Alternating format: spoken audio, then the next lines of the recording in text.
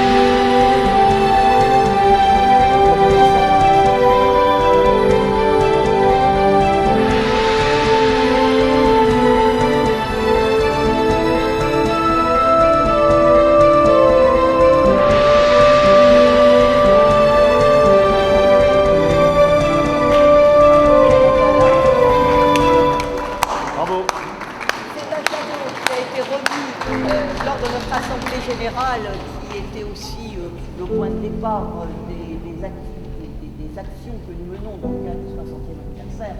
Merci infiniment, Paul, parce que ce cadeau est absolument somptueux.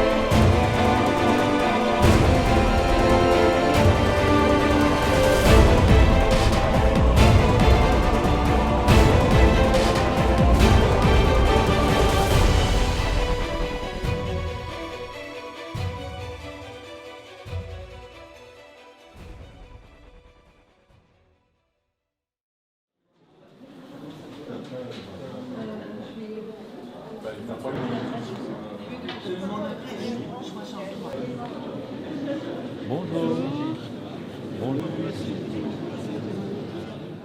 C'est un grand plaisir et un grand honneur pour moi de vous accueillir à Metz, dans ce magnifique temple de la ville, à l'occasion de ce concert caritatif en faveur de la Fondation Anne de Gaulle.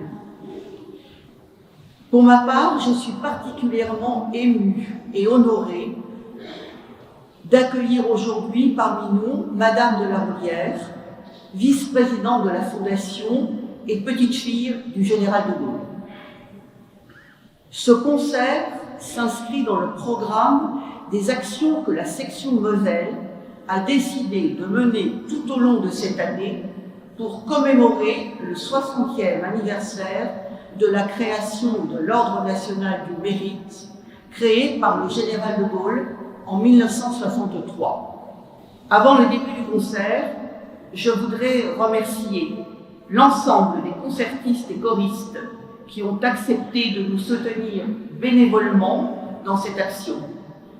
Un grand merci aussi à Monsieur le pasteur Trunk, qui nous accueille dans ce magnifique temple neuf de Metz, joyau de l'architecture néo-romane, construit en 1901 durant l'annexion allemande.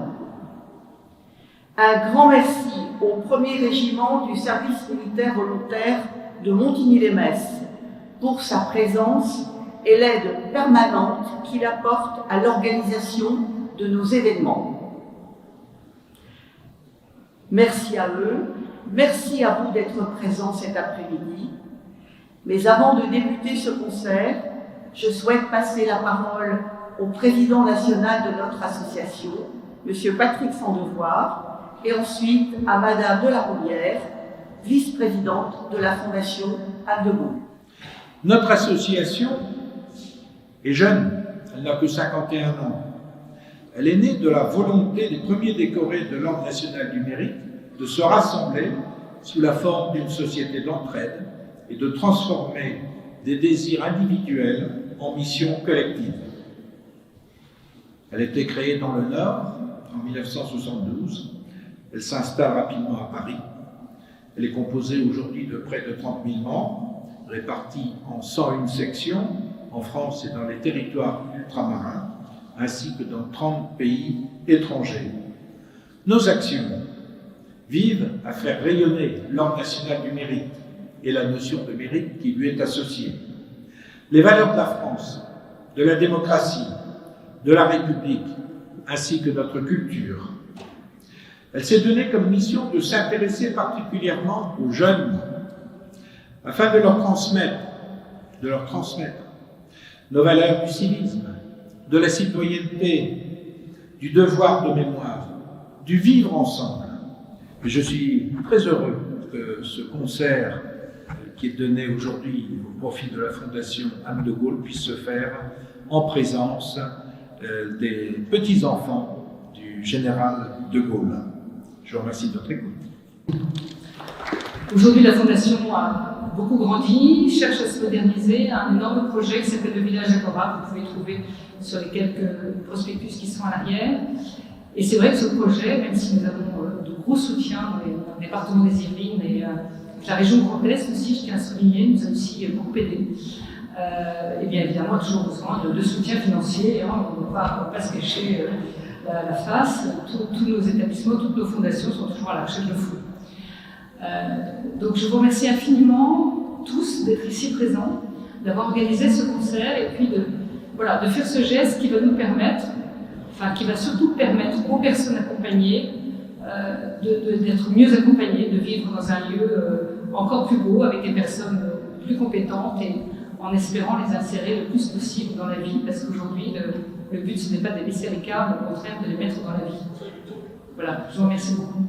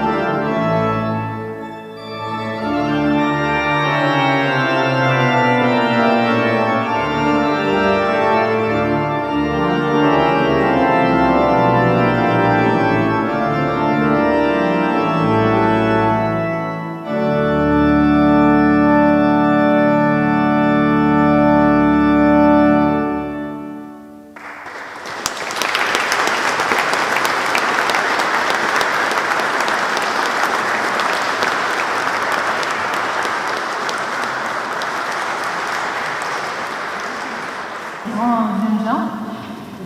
Voilà, je vous disais donc, je vous parlais de la Marseillaise qui clôture véritablement ce concert. Mesdames et messieurs, avec la maîtrise de la cathédrale, avec Thierry Ferré à l'orgue, avec vous, je vous demande de vous lever. Nous allons chanter le premier couplet de la Marseillaise.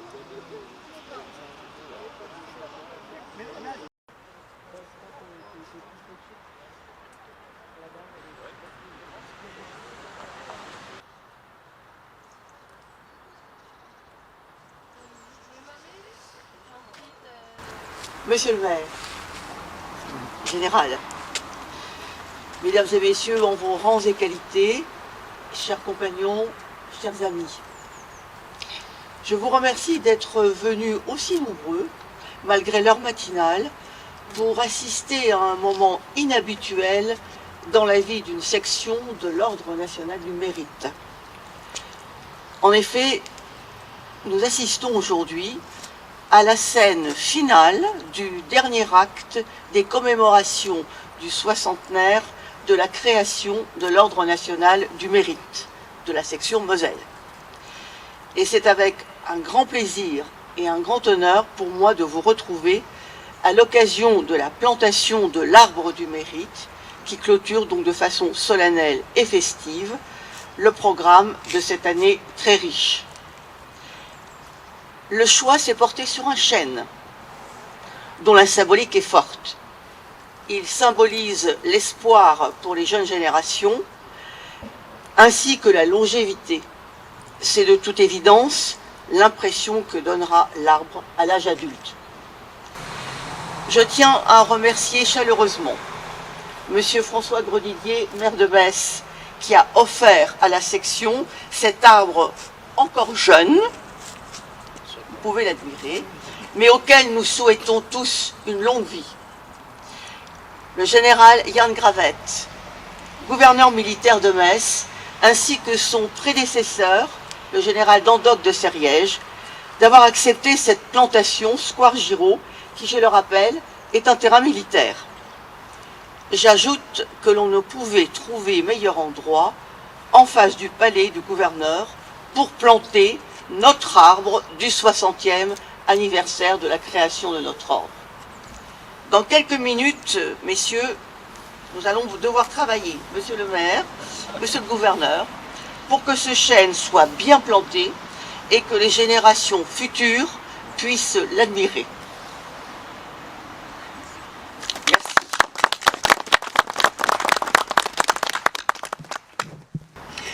Planter un arbre, c'est s'inscrire dans le temps long et dans les urgences d'aujourd'hui.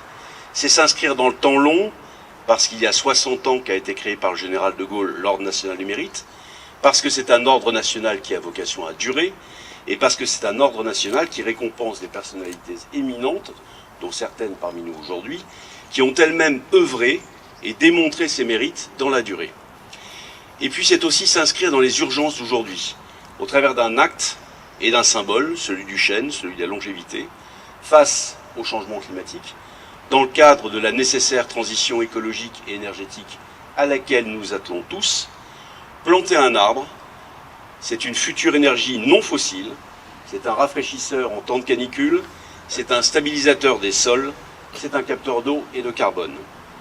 Enfin, et ce n'est pas la moindre des choses, planter un arbre, c'est manifester aujourd'hui l'urgence de s'inscrire dans le temps long, l'urgence de s'inscrire dans le temps long.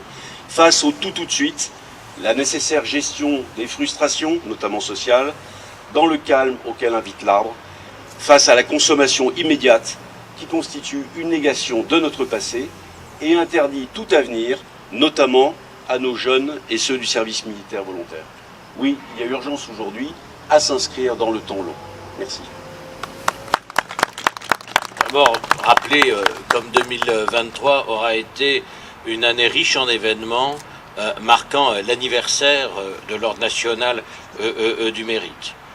Multiples occasions et une de plus d'ailleurs s'est créée lorsque l'ancien Premier ministre et membre du Conseil constitutionnel Alain Juppé, qui n'avait pas pu inaugurer en raison de la Covid la statue du général de Gaulle pour le 50e anniversaire de son décès, l'a finalement fait le 60e anniversaire, l'année du 60e anniversaire de la création de l'Ordre national du mérite.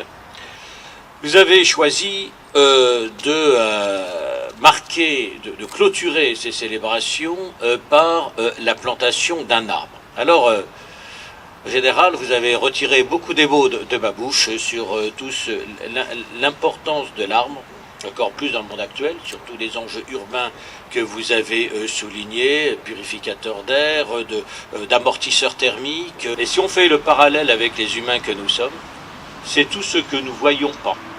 C'est pas forcément les diplômes, c'est encore moins les signes extérieurs de richesse. C'est les valeurs que nous avons ancrées en nous-mêmes. C'est la solidité morale. Et c'est ça qui fait la force des hommes et des femmes pour toute une vie résister à tous les affres, à tous les débours et surmonter absolument tous les obstacles. Et je vous remercie encore de l'action que vous menez dans votre association au sein des commissions toute l'année pour conforter ces valeurs et surtout pour les porter auprès des jeunes générations. Merci à tous.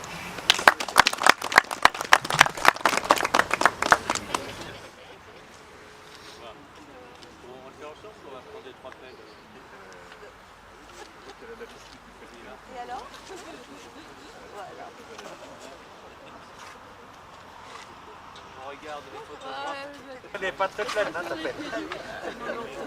Allez, là, la dernière. Allez, 3. Et voilà. Chien à gros fruits. Ça, c'est bien. Oh, donc, attention.